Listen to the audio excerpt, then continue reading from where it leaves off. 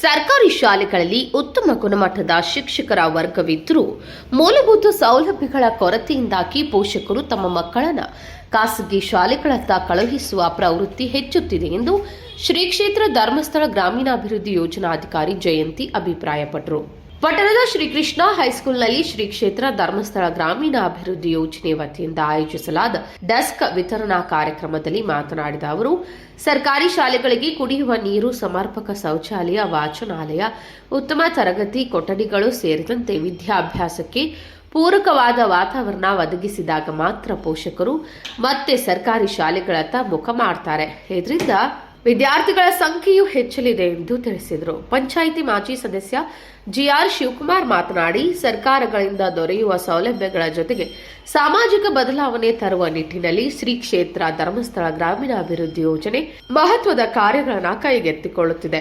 ಸರ್ಕಾರಿ ಶಾಲೆಗಳ ಉಳಿವಿಗೆ ಅತಿಥಿ ಶಿಕ್ಷಕರ ನೇಮಕ, ವಿದ್ಯಾರ್ಥಿಗಳಿಗೆ ಆರ್ಥಿಕ ಪ್ರೋತ್ಸಾಹ, ವಿಶೇಷ ಚೇತನರಿಗೆ ವೀಲ್ಚೇರ್ ವಿತರಣೆ, ಪಿಂಚಣಿ, ವಾತ್ಸಲ್ಯ ಯೋಜನೆಯಡಿ ಮನೆ ನಿರ್ಮಾಣ ಸೇರಿದಂತೆ ಅನೇಕ ಸಮಾಜಮುಖಿ ಕಾರ್ಯಕ್ರಮಗಳನ್ನು ಸಂಸ್ಥೆ ನಡೆಸುತ್ತಿದೆ ಎಂದು ಹೇಳಿದರು. ಎಸ್ಆರ್ಎ ಕಾಲೇಜಿನ ಪ್ರಾಚಾರ್ಯ ಸತೀಶ್ ಮಾತನಾಡಿ, ವಿದ್ಯಾರ್ಥಿಗಳು ತಮ್ಮ ಜೀವನದಲ್ಲಿ ಡಾಕ್ಟರ್ ಎಪಿಜೆ ಅಬ್ದುಲ್ ಕಲಾಂ ಅವರನ್ನ ಮಾದರಿಯಾಗಿ ತೆಗೆದುಕೊಳ್ಳಬೇಕು. ಕಡು ಬಡತನದಲ್ಲೂ ಕಷ್ಟಪಟ್ಟು ಶ್ರದ್ಧೆಯಿಂದ ಓದಿ ದೇಶದ ರಾಷ್ಟ್ರಪತಿಯಾಗಿ ಬೆಳೆದ ಅವರ ಜೀವನ ಎಲ್ಲ ವಿದ್ಯಾರ್ಥಿಗಳಿಗೆ ಮಾರ್ಗದರ್ಶನವಾಗಿದೆ ಎಂದು ತಿಳಿಸಿದರು. ಮುಖ್ಯ ಶಿಕ್ಷಕ ಮೋಹನ್ ಕುಮಾರ್ ಮಾತನಾಡಿ, ಶ್ರೀ ಕ್ಷೇತ್ರ ಧರ್ಮಸ್ಥಳ ಯೋಜನಾ ಸಂಸ್ಥೆಯ ವತಿಯಿಂದ ನಮ್ಮ ಶಾಲೆಗೆ ಡೆಸ್ಕ್ಗಳನ್ನು ನೀಡಿರುವುದು ವಿದ್ಯಾರ್ಥಿಗಳ ವಿದ್ಯಾಭ್ಯಾಸಕ್ಕೆ ಬಹಳ ಸಹಕಾರಿಯಾಗಿದೆ.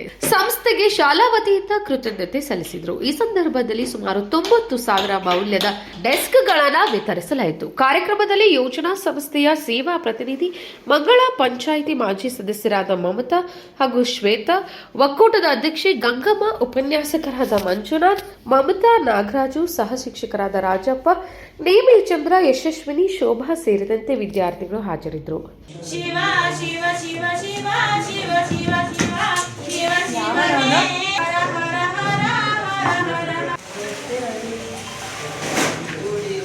ಅವರ 21ನೇ ವಯಸ್ಸಿನಲ್ಲಿ ಅವರು ಧರ್ಮಾಧಿಕಾರಿಗಳಾಗಿ ಆ ಧರ್ಮಸ್ಥಳದ ಜವಾಬ್ದಾರಿ ತೆಗೆದುಕೊಂಡು ಆ ಕ್ಷೇತ್ರದ ವತಿಯಿಂದ ಇಡೀ ನಮ್ಮ ಕರ್ನಾಟಕ ರಾಜ್ಯಕ್ಕೆ ಬೇಕಾಗುವಂತಹ ಅನೇಕ ಸಹಕಾರಗಳನ್ನ, ಸಮುದಾಯದತ್ತ ಕಾರ್ಯಕ್ರಮಗಳನ್ನ ಮಾಡ್ತಾ ಬಂದಿದ್ದಾರೆ. ಅದರಲ್ಲಿ ಬಹುಶಃ ಇವತ್ತು ಕೊಡ್ತಕ್ಕಂಥದ್ದು, ನಂತರ ಜೆಒಸಿ ಕೋರ್ಸ್ನಲ್ಲಿ PUC ಆದಂತ ವೃತ್ತಿಪರ ಕೋರ್ಸ್ಗಳಿಗೆ ಧರ್ಮಸ್ಥಳ ಗ್ರಾಮಾಭಿವೃದ್ಧಿ ಸಂಸ್ಥೆಯಲ್ಲಿ ಸದಸ್ಯರಾಗಿರ್ತಕ್ಕಂಥ ಮಕ್ಕಳಿಗೆ 7,500 ರೂಪಾಯಿಗಳ ಒಂದು ಸ್ಕಾಲರ್ಶಿಪ್ ಅನ್ನು ಕೊಡ್ತಕ್ಕಂಥದ್ದನ್ನು ಕೂಡ ಶಿಕ್ಷಣ ರೂಪದಲ್ಲಿ ಹೆಗ್ಗಡೆ ಅವರು ಅನುಕೂಲ ಮಾಡಿದ್ದಾರೆ.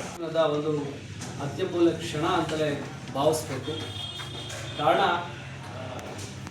ಇವತ್ತಿನ ದಿನಮಾನಗಳಲ್ಲಿ ನಮ್ಮ ಯೋಜನಾಧಿಕಾರಿಗಳು ಹೇಳಿದ ಹಾಗೆ ಸರ್ಕಾರಿ ಶಾಲೆಗಳು ಮುಚ್ಚುತ್ತಾ ಇರ್ತಕ್ಕಂಥದ್ದು. ಸರ್ಕಾರಿ ಶಾಲೆಗಳಿಗೆ ಯಾಕೆ ಮಕ್ಕಳು ಹೋಗ್ತಾ ಇಲ್ಲ ಅನ್ನೋದು ಒಂದೇ ಕಾರಣ, ಅಲ್ಲಿ ಮೂಲಭೂತ ಸೌಕರ್ಯಗಳ ಕೊರತೆ. ಯಾಕೆಂದರೆ ನಮ್ಮ ಶಾಲೆ ಸಾಕಷ್ಟು 1980-80ನೇ ಸಾಲಿನಿಂದ ಪ್ರಾರಂಭ ಆಗಿದ್ದು, ಅವತ್ತಿನಿಂದ ಇವತ್ತಿವರೆಗೂ ಕೂಡ ಸುಮಾರು ಸಾವಿರಾರು ವಿದ್ಯಾರ್ಥಿಗಳಿಗೆ ವಿದ್ಯಾದಾನವನ್ನು ಮಾಡ್ತಾ ಇದುವರೆಗೂ ಕೂಡ ನಡ್ಕೊಂಡು ಬಂದಿದೆ. ಹೋದ ವರ್ಷ ಹಳೆ ಕಟ್ಟಡವನ್ನು ಕೆಡವಿ ಹೊಸ ಕಟ್ಟಡವನ್ನು ನಿರ್ಮಾಣ ಮಾಡ್ತಾ ಈಗ ಕಟ್ಟಡದ ಕಾಮಗಾರಿ ಪ್ರಗತಿಯಲ್ಲಿದೆ.